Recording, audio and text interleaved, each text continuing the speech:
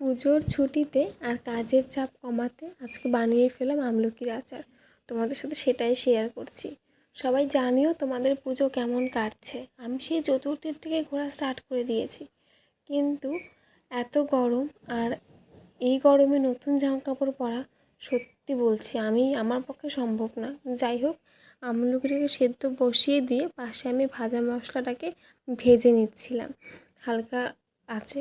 তারপর সেটাকে আমি মিক্সিতে একদম গুঁড়ো করে নিয়েছি। একদম মিহি গুঁড়ো করবো না, মিহি গুঁড়ো করে নেইনি তো সেটাকে গুঁড়ো করার পরে তারপর আমরা এখানে আমলকির একটু চাপ দিলে পরে দেখো একদম ভেঙে যাচ্ছিলো, যেহেতু একদম পুরো সিদ্ধ হয়ে গেছিলো।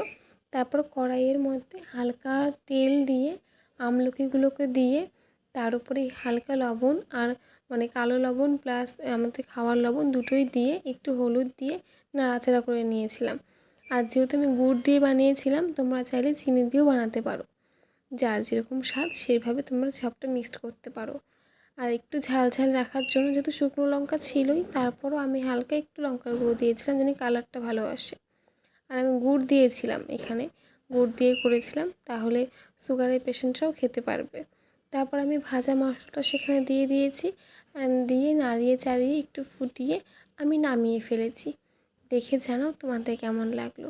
আমি ক্লিয়ার কাট ফটো বা ক্লিয়ার হয়নি ভিডিওটা, বাট তবুও তোমাদের সঙ্গে শেয়ার করতে ভালো লাগে আমার সমস্ত কিছু।